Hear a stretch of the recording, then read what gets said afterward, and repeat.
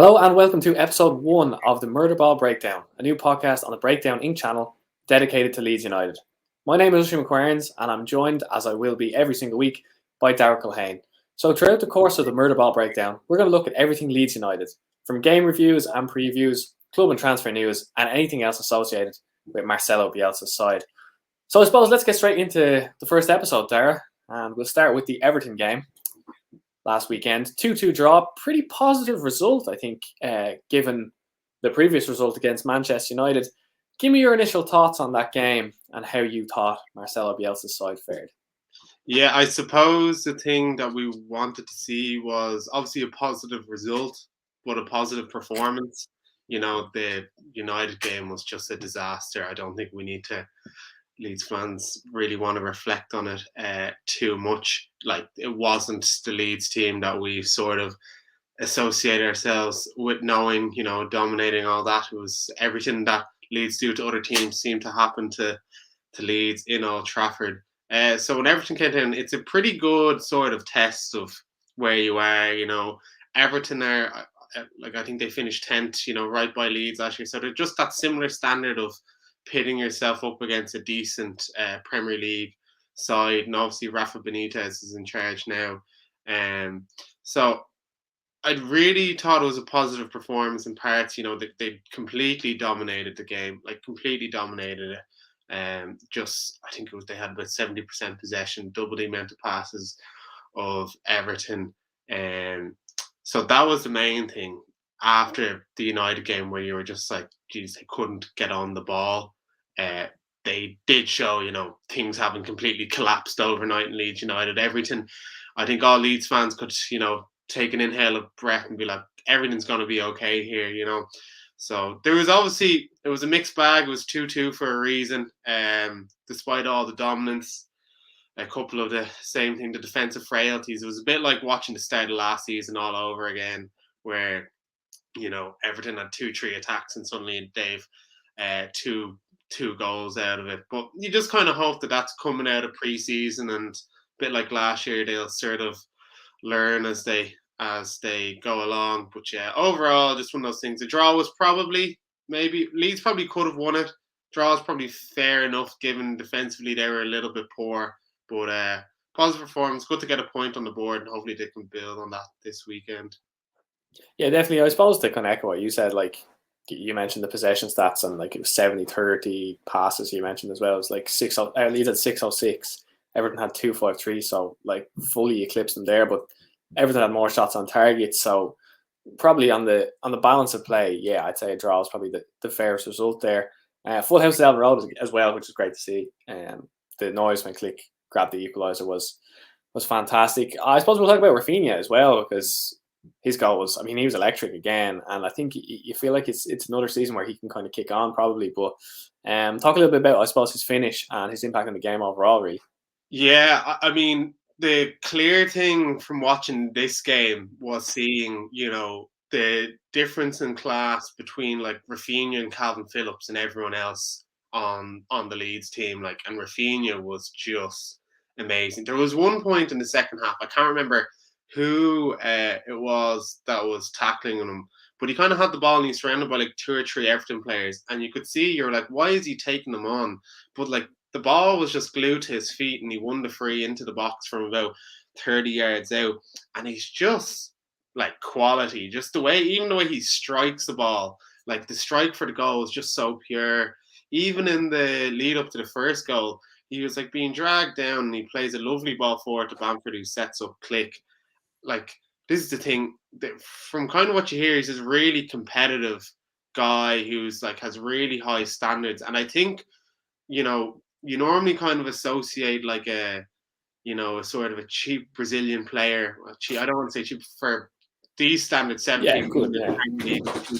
You'd kind of associate them more and I know James Rodriguez is a Colombian, but someone if you were to be kind of stereotypical about it, someone that has flares of brilliance and little, 3 or 4 game forms, and then will kind of fall off the radar. Whereas Rafinha is just the most perfect Bielsa player. He offers all that quality, creative quality, passing, but he's the first man to sprint back 80 yards to try, muck in for the team. So like, I mean, he burst onto the scene last year, and I'm really glad for him that he gets to play in front of a full Ellen Road crowd. I thought that was important because, he had a piece on the Players Tribune there talking about how much he loves Leeds United, and I think he'll only grow to love the club more because like fans are absolutely going to love him because, let alone from his quality, it's that work rate that he does bring into the team that like I think in this Bielsa system is really, really important. But like when he's on fire, you can just see like teams are just going to have a nightmare against him. And I really liked how he played. He was kind of obviously starting out wide right, but then he'd kind of drift into the 10 position and Dallas would kind of cover him on the right wing. And you're just like, this is, I know obviously there was parts of it last year and parts where he'd switch with Harrison, but like him going into the 10, especially if you are playing like Click instead of an out and out 10 like Rodrigo, is kind of an exciting thing to see going forward.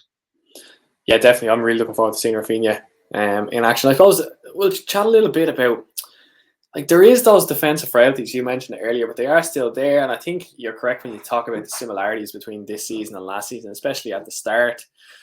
I mean, for me, Liam Cooper doesn't look like he's kind of in his, I mean, he's not at his best really at all. He looks, even for the penalty, I thought, like, initially I thought it was a little bit soft, but looking back then, it was just a bit foolish. Firpo was kind of, I think you can kind of, I mean, you can excuse both. I think Firpo is probably one of those that just needs a bit of time to kind of, to bed in a little bit. I think with a lot of Bielsa's and Orta's signings, we're kind of so used to players coming in and kind of just being instantly quite good. Whereas Firpo is kind of, I mean, he's fine, but I just think he kind of needs probably a few weeks. But are those defensive frailties something to worry about? Obviously, we've still got Llorente to come back, and he looked excellent against Crewe, and we'll touch on that a little bit later. But it's probably not a reason to panic necessarily, is it? No, and like as you said, it was similar to kind of last year. I mean, they conceded 4 against Liverpool, then 3 to Fulham. Then the next game, I think like even going back to the United game, obviously they're much better. They deserve to win. I'm not going to try to say this, but if you had Calvin Phillips on Bruno for that game, and then conversely you had Stuart Dallas because Firpo wasn't starting on Paul Pogba, there's no way that they get that level of productivity out of them. So even like against Everton, Calvin Phillips said himself, he wasn't fully fit. And you could just see when play broke down, maybe he wasn't as much on the ball as he used to be because he's come to a stage now where in terms of players in that position, there's few better on the planet than Calvin Phillips, So I think it was important, and I know we're going to get onto the Crewe game now in a little bit, but it was important that he got an extra 90 minutes.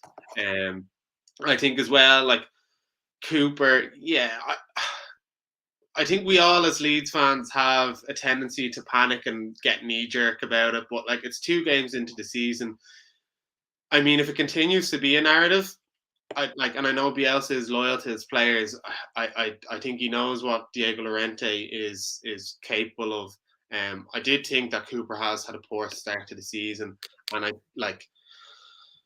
it is something that might have to be addressed later in the season. But I mean, I don't think we can panic too much. I think if it happens against Burnley, that's where your big panic is because then you're coming into Liverpool after that. But like you play a good United team, you have a good Everton team, and it's the start of the season. So hopefully it's nothing too much that like we're talking about for too much longer. Hopefully Cooper has a nice bounce back game. But Firpo, I think he just needs more games and just getting used to the system a bit more. I mean, he's coming off, a poor year or two in Barcelona where things just didn't go right for him. So I'm not too worried, to be honest. Yeah, I think it was a positive result overall. It was good to kind of, I don't want to say stop the rock because that's probably the wrong word, but you needed a positive result after the United one especially and in front of the home fans too. So I think a 2-2 draw, take that and then go into Burnley as you mentioned and hopefully get a result there. We'll chat about that a little bit later. But let's move on to Crewe, I suppose. That was a good performance, good win. I mean, he put out a very strong team, in fairness. I think a win was paramount really when you look at the team, but there's a few talking points really from that game. LUTV accidentally shown the first 15 minutes. That's a good one. Yeah, it was great. I was logging on and couldn't find the dodgy. Not that I condone any sort of behaviour No. of dodgy streams, but if one was to look for one, I couldn't find one anywhere. Yes. And Hypothetically. went on to LUTV, and lo and behold, there it was for the first 15 minutes, and then it Mm. disappeared. And turns out that it was never meant to be broadcast. Yeah. So there was a bit of live commentary. Can't say that I stuck it out for the full 90 minutes. I'll be honest. Listen No. to the live commentary, but yeah, I don't know. It was 3-0. Obviously, you can't complain, but like it was. They left it very late. It was very much like being back in the Sky Bet. I was like, I've seen Yeah. this story before, It but did. no. Thankfully, I think Bamford came off the bench and was the difference, which was good for him as well, because I know I'll put my hands up. I'm one of those where I kind of scapegoat Bamford, despite obviously the fact he had 17 league goals last year, but he did show, he actually is a quality player. I think he was involved in two of the three goals. And yeah, it's just nice to have them. I think last year they lost a hole in the penalty shootout, so it's nice for them to get a game, and just good for the no one going into the Burnley game. All these players have an extra 90 minutes in their legs now.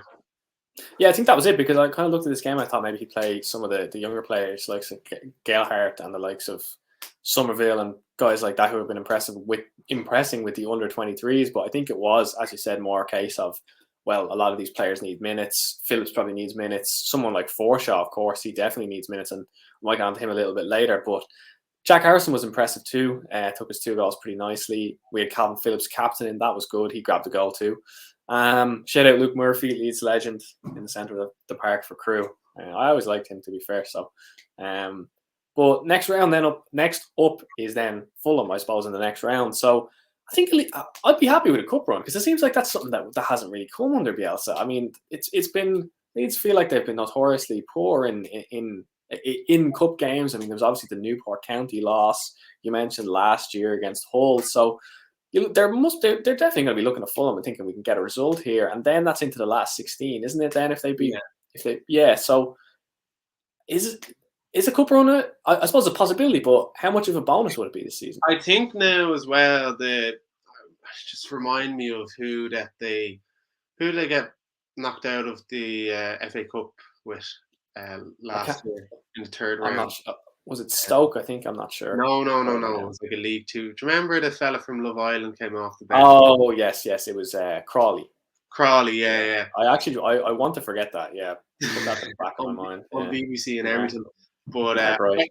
I think that the team now is probably in a position to actually go on a cup run. I mean, Bielsa's first year and second year, the promotion was paramount. Yeah. And then it was survival last year. And then obviously it transpired that things were okay for Leeds. So I think he probably thinks that they're capable of going on a cup run now. And I think fans are probably like, okay, this is okay if we actually do feel the team. This team is good enough to play the Premier League and try go on a bit of cup run. So it'd be a nice little added bonus to have something to play for, because like you said, you go into they beat Fulham, which you think that they obviously should.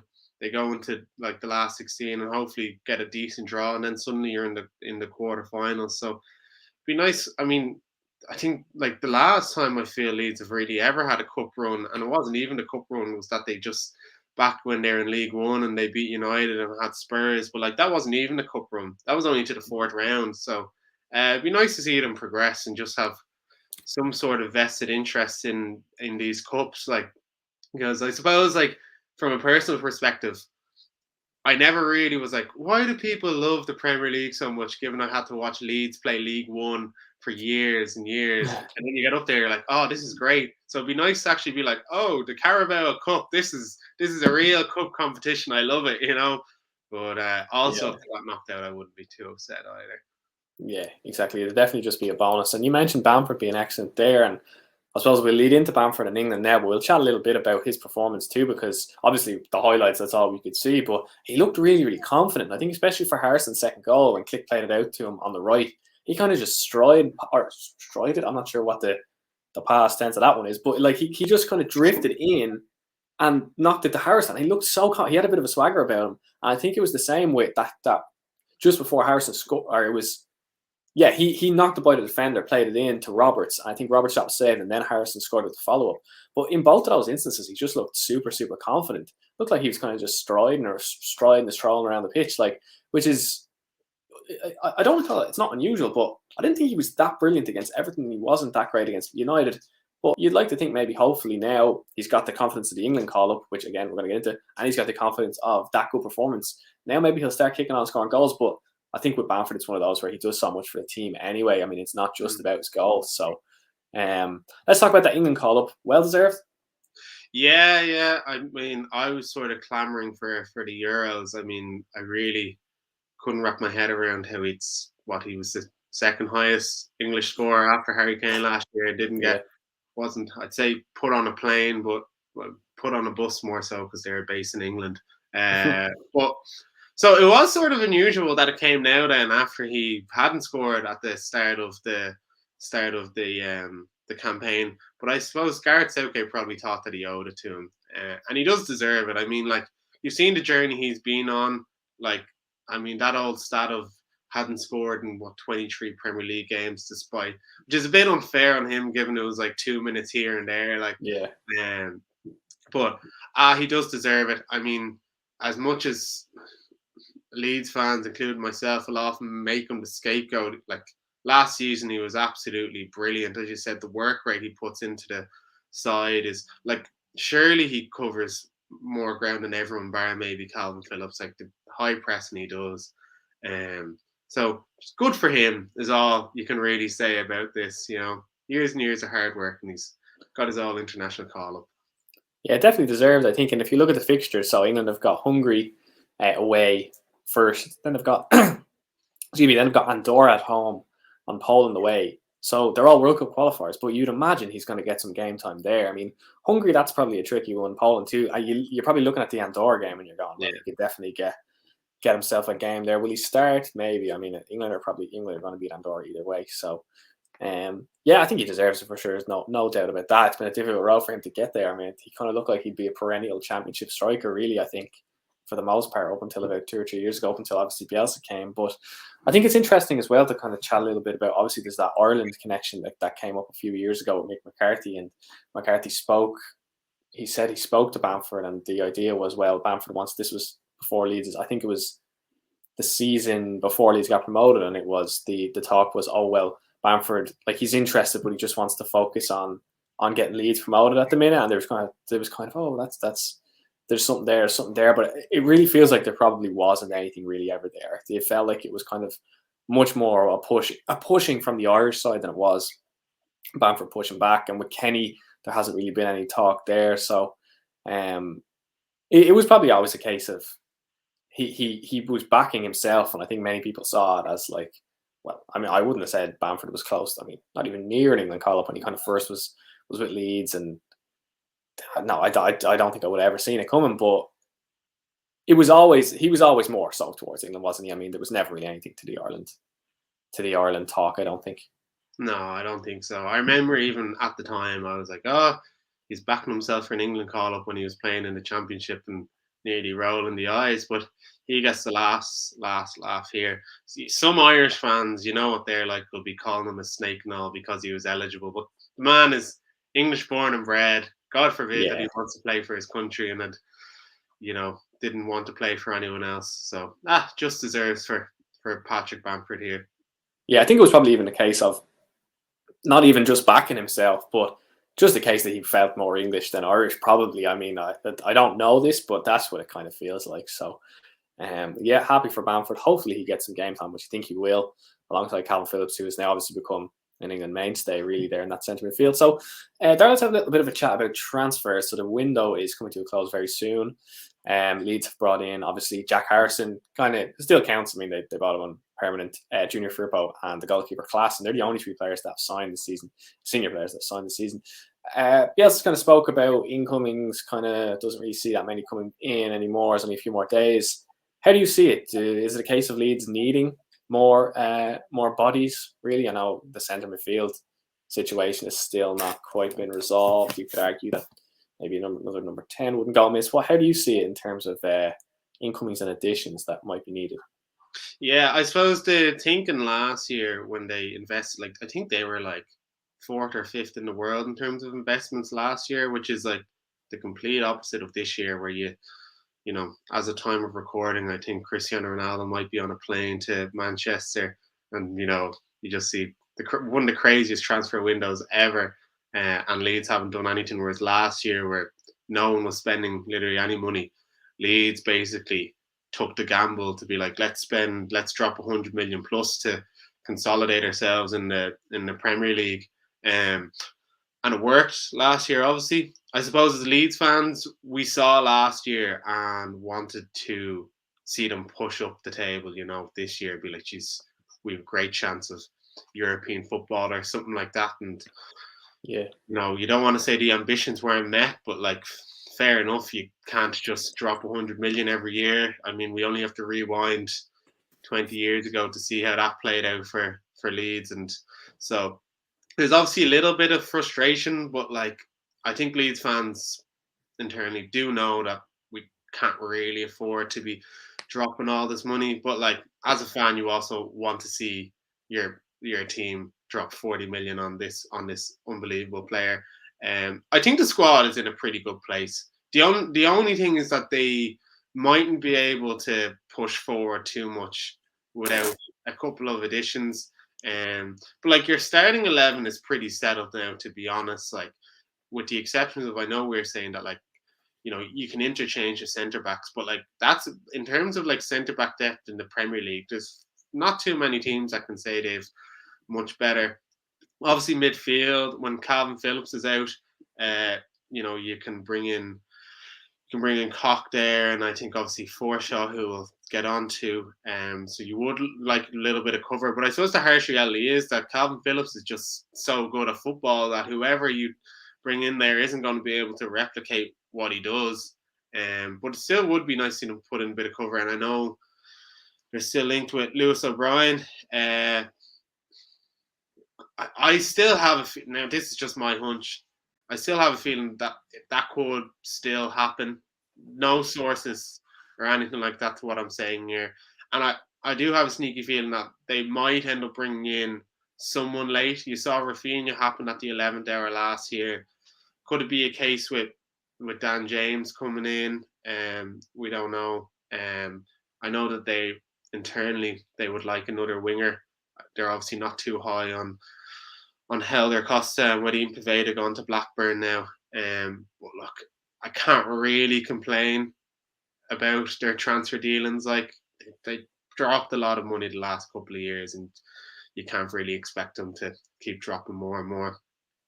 Yeah, that's exactly it. You mentioned the 100 million that they spent last season. I think it was well documented that that was more so. It wasn't a one season thing. That was a long term investment. So, yeah, a few under 23s joined too. You got Lewis Bay from Chelsea, Sean McGurk from Wigan, and Ryan Miller from Birmingham, and those guys are pretty. They're set, I suppose, for bright futures, but whether they're first team ready is another story. Yeah, let's have a little. Let's take a minute, I suppose, talk about Paveda. Went to Blackburn on loan. Showed in glimpses that he could have quality, but kind of never really was able to nail down a starting spot, really, even in the championship. So, what do you think of that one? Because I think Victor Orta has actually mentioned that it's not. He's coming back. I think that's pretty well documented. This is not a loan with the view to a permanent. He reckons. I mean, he says, and so does Bielsa, that it's a case of he's going to have to play football, but he'll come back. How do you see this move going? I kind of like it in a way. Blackburn are a pretty decent club. Saw someone like Harvey Elliott. I know he's a lot younger and probably, I mean, I think it's safe to say he's probably more talented, but he really impressed there at Blackburn last season. If Paveda can go there, impress, is there a spot for him coming back? He always kind of had that kind of little bit of something that in cameos he looked quite good, but is he quite there? It's hard to know. Yeah, I mean, like I think the thing was that, you know, if you're 1-0 down or whatever and you're bringing Paveda off the bench, he's not exactly someone that you're like, he's going to definitely change the game here. He has a bit of talent, but like, I think it was pretty apparent that he's probably not Premier League ready. Like he's kind of that slight level below someone like Tyler Roberts, who's like good to bring off the bench or fill in. I don't think Paveda's even there yet, but like he's still young, needs regular game time. And like I suppose you could see he like has the talent in terms of like dribbling, and it's just getting a little bit of end product, little bit of game time, calm on the ball, stuff like that. So, I mean, I think they made it apparent there is no clause in the contract where Blackburn can buy him. So that's good. But like, I mean, he's young enough. This is gonna happen. Like Bielsa will give guys a go, and then the next year decide that they're not ready and ship them off on loan. So it's interesting to see. But hopefully he just has a good season with Blackburn, and next year is an option. And it would be good then if he does come back and is like really good, and we don't have to really worry about bringing in another winger. But sure, best of luck to him anyway.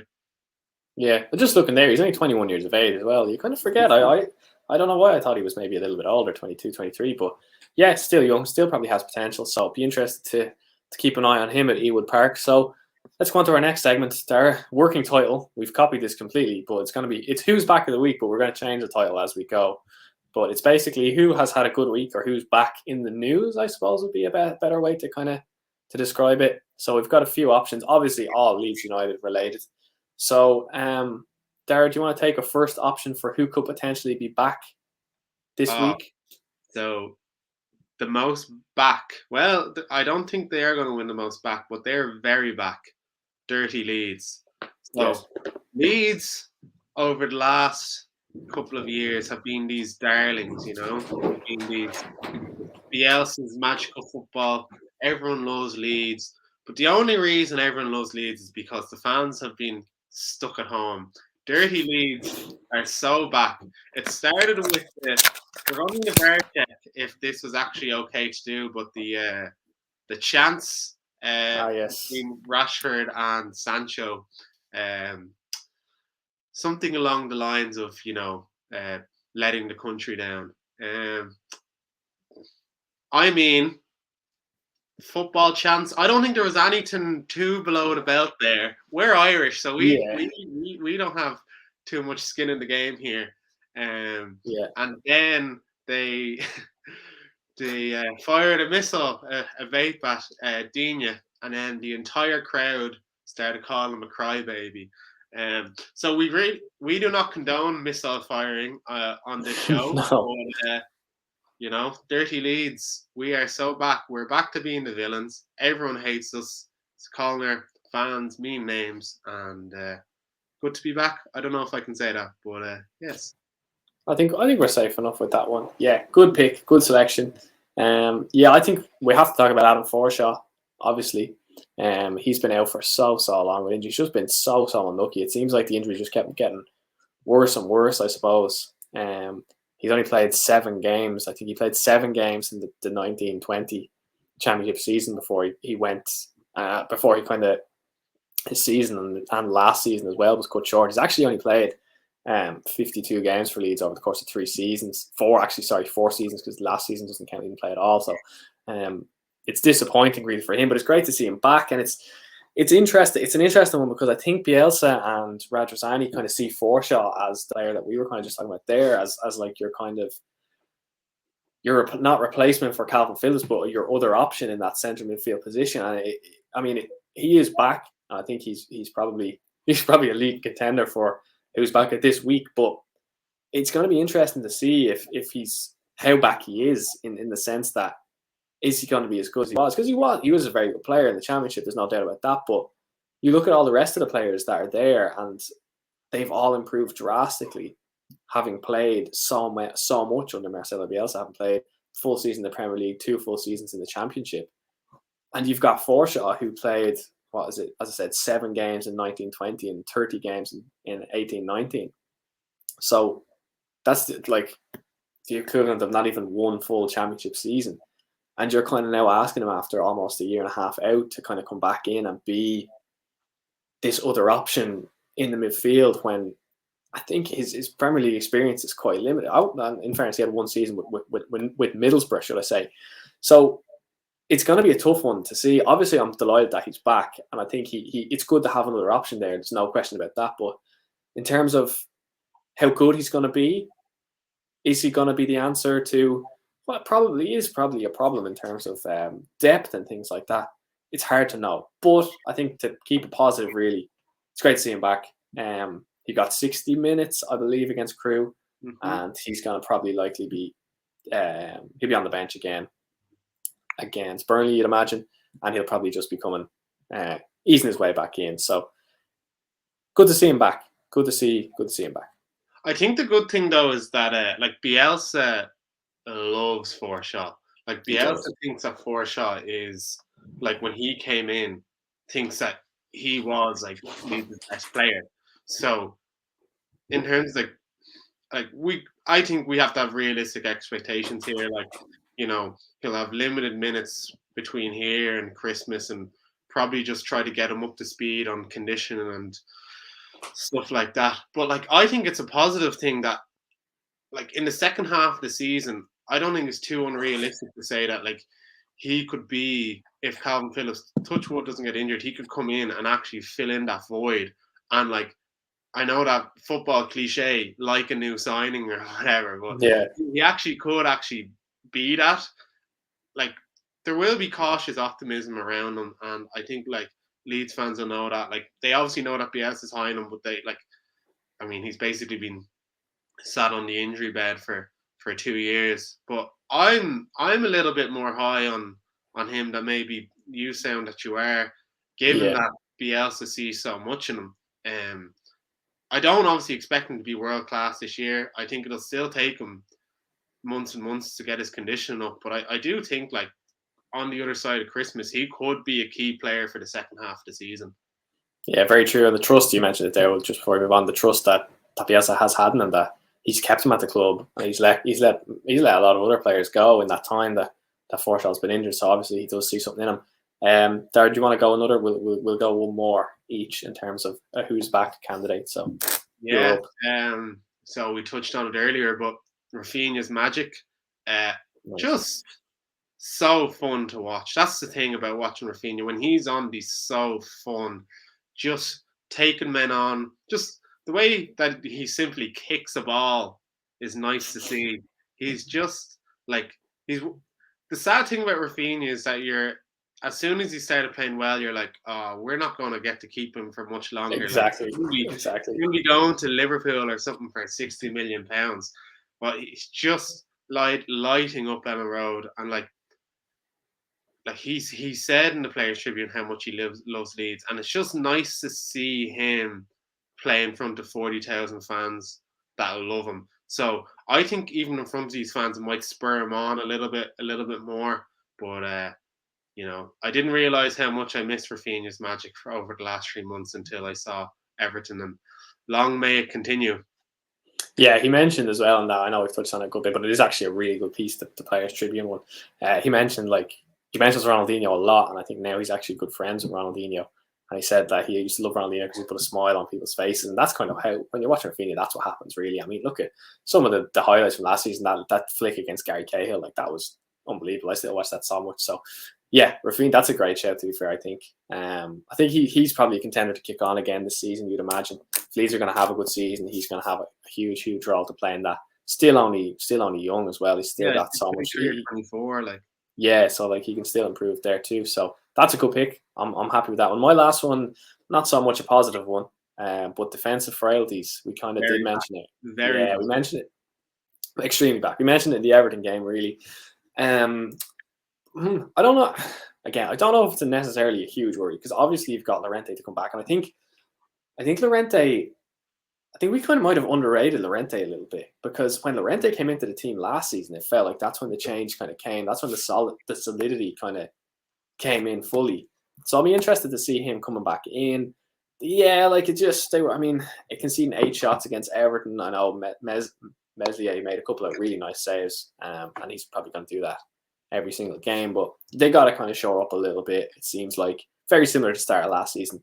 Not a huge concern to not a massive concern, but I just think that there probably needs to be some more solidity, really, I suppose. I think they figured it out though last year. I mean, the run-in last year in the last 10 games, I suppose that was the big dampener watching them play United and Everton, was that you watched them in the last 10 games last year and you're like, oh, they've got it now, Yeah. And then it comes back and it's like, we're sort of starting at square one here, where they have to relearn this whole how to keep it tight or whatever. I think they will learn. We touched on it earlier, where like I think with Calvin Phillips getting back fully fit, Stuart Dallas getting into midfield, give Firpo a bit more time. And Llorente got 60 minutes against Crewe. I think it was 45. I think he came 45. off. Yeah. And by all accounts, he looked pretty good. So I mean, I know Crewe isn't exactly a big test, but like he is a very good player. Even just like how he plays football, you're more confident with the ball at his feet than someone like Liam Cooper's or Pascal Stroik's feet. So I think he could be like a huge addition coming back. So I'd say he won't be. Maybe by the Liverpool game he might be, and I'd be surprised if they throw him right into that. He does have the international break too. Yeah, exactly. Yeah, so he has that week break and that to come back. But I'm not too worried. I think like it was a tough start with United, and then you come into that, and then like Everton sort of did sucker punch them as well with the like up before that penalty. Like they didn't really have much in the way of chances, and even in the second half, like I know that if you look at the 3-minute highlights on YouTube, it looks like they did, but they didn't really. I think Leeds will figure it out. Just for if they can get defensively to the same stage as they did in the run in last year soon by Liverpool or that, you'd be very positive looking at the rest of the season. But defense frailties, we thought we said goodbye to them, but they are back. Like, they're back with a bang. Yes. So, right. Let's quickly pick one. Our Who's Back of the Week winner for the first week. I'm leaning towards Adam Forshaw. Yeah. In this one, I don't know how you're feeling. I think Forshaw could be the winner here, considering how long he spent out on the sidelines. Like a new signing, as you said, potentially. So I think we're going to give Adam Forshaw the first.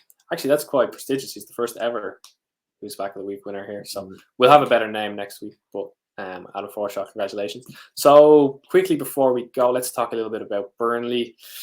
2 games, 2 defeats for Burnley. 2-1 against Brighton, 2-0 against Liverpool. They also lost in the Carabao Cup against Newcastle. It's a tough game. There's no question about it. I think Burnley could lose about 25 games in a row, and you'd still go, yeah, Burnley's a tough game. How do you see it? You know what you're going to get with Burnley. You know what you're going to get with Dyche. It's going to be a battle. How do you see this one going? Yeah, I think this is actually an important game. I know you can say that about all games, but like the fact that they haven't got a win, I think if they go to Burnley and get a win, even if the manner of it isn't brilliant, you can maybe breathe a sigh of relief. And just because as Leeds, I think we're eternally pessimistic. Like there's that little bit in the back of your head, even when you know that, like you look at all the other teams, you're like, you know that Leeds will finish at least 10th, even if they don't play well this year. There's always that little bit being like second season syndrome, relegation. Years and years of emotional abuse at the hands of Leeds gives you very low self-esteem and trust in this team. So I think it's important that they get the win. See, the thing is, like last year, what was it? The 1-0 Burnley were as good of a team that played Leeds last year when Leeds won 1-0. And then they hammered them then 4-0, I think it was then. Yes, 4-0. The away game. But that was when Leeds just got going last year. So I think it could be closer to that 1-0. And I just hope, just for sake of sakes, that they don't just lose it, like really. And I have a little bit of a bad feeling about it, but that's just me probably being a little bit pessimistic on because of the United game a couple of weeks ago. Realistically, after getting the minutes against Crewe, they could probably go out and play Burnley off the park. But like as you said, like they're the cliche team of 4-4 fucking 2. That's exactly what it is. So it'd be hard to break down. They'll probably like control a good chunk of possession, but I think Leeds now they'll need to step up in terms of chance creation and that. And this is a good test against like a good side that are going to be probably finishing 15th or that. And you're like, okay, you want to put in a commanding performance. But if you're to put a gun against my head, I'm going to say 2-1 Leeds.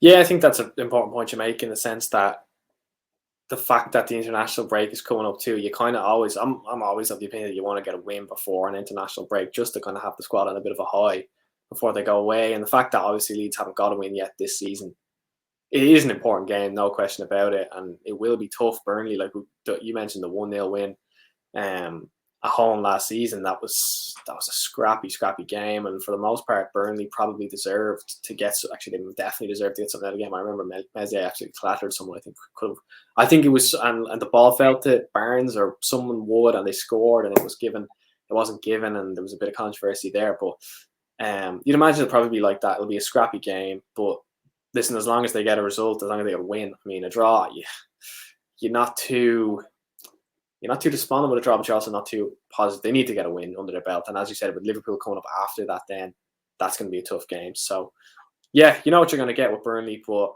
I'm kind of optimistic. I think they'll get a result. So it'll be interesting to see. Obviously, next week we'll be discussing that game. Hopefully, we'll be discussing a victory ahead of the international break. So that's all for us, episode 1. Thank you, everyone, for joining us. The first episode of the Murderball Breakdown. Don't forget, you can follow us on Twitter at Breakdown Inc. and you can subscribe to our YouTube channel titled Breakdown Inc. as well, as you can see across the bottom here on the banner. We'll see you again next week, Darragh. Thanks for joining me. And we'll be back next week to discuss Burnley. We'll be back to discuss whatever else is going on with Leeds United. So thank you for joining us.